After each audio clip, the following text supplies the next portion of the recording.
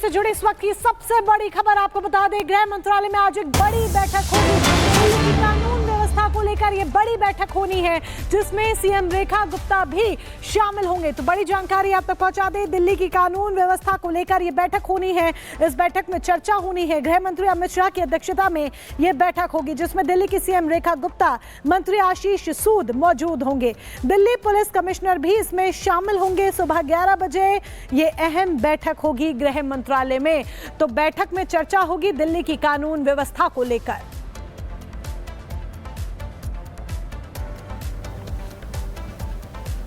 और अब बात करेंगे कर्नाटक की। कर्नाटक में इडली को लेकर के जो रिपोर्ट सामने आई है उसने सबको हैरान कर दिया है। अगर आप भी इडली खाते हैं तो ये खबर आपके लिए भी है, क्योंकि कर्नाटक से ये जानकारी मिली है एक रिपोर्ट में कि इडली खाने से कैंसर होता है। कैसे, आप भी देखें।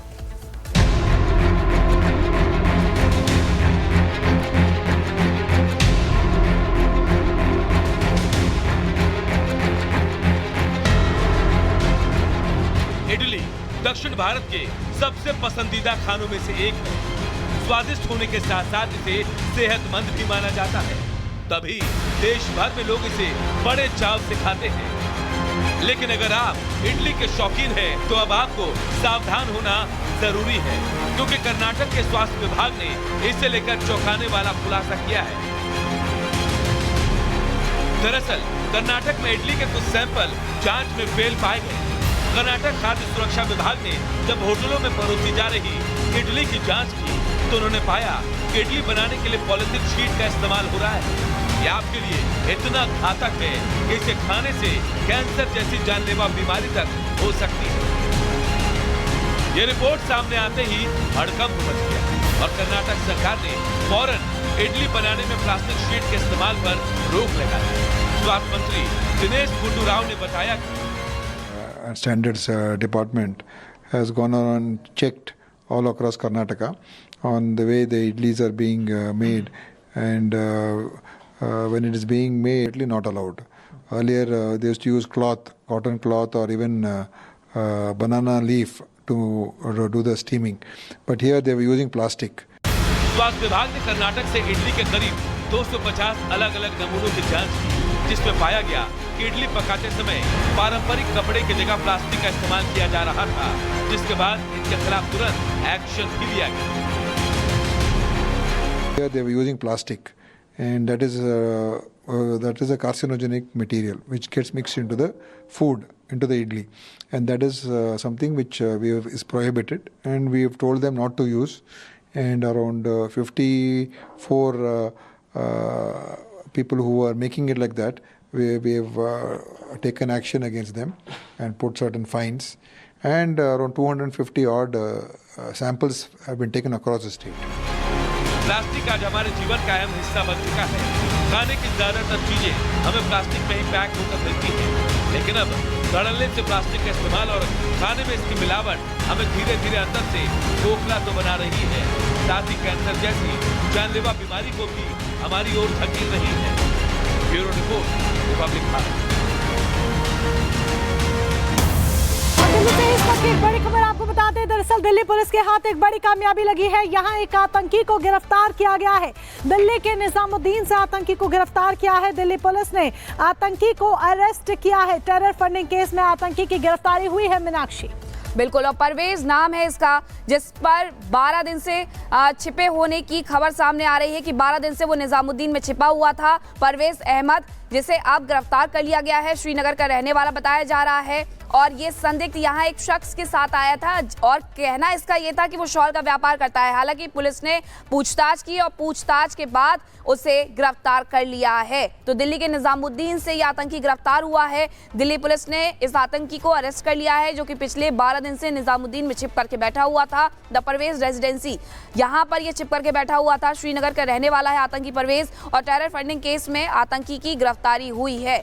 एक शख्स के साथ आया था ये कह करके कि वो शॉल बेचने बेचने का व्यापार करना चाहता है, इसलिए आया है। उस शख्स से भी पूछताछ की गई और यहां जब संलिप्तता पाई गई तो आतंकी को गिरफ्तार कर लिया गया है। संदिग्ध गतिविधि के मद्देनजर गिरफ्तारी ये हुई है। श्रीनगर का रहने वाला ये बताया जा रहा है, जिसे अब गिरफ्तार कर लिया गया है।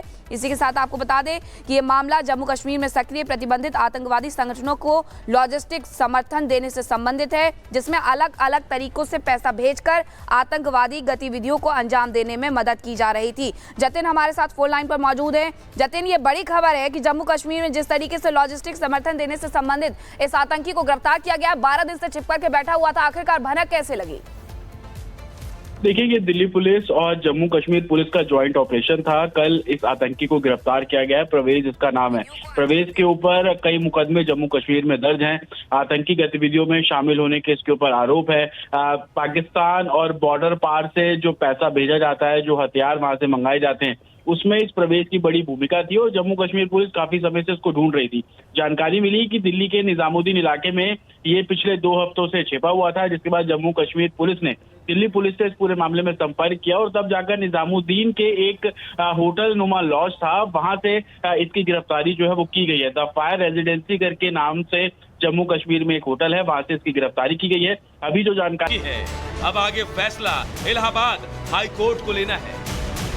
कई शताब्दियों से हम इस पर रंगाई, पुताई, सजावट बिना किसी की परमिशन लिए कराते चले आए हैं। जब से ASI के अंडर में आई है शाही जामा मस्जिद, जब से लेकर आज तक ASI ने कभी कोई एतराज नहीं किया इस बात का कि आपने पुताई कैसे करा दी, रंगाई कैसे करा दी, पेंट कैसे करा दिया।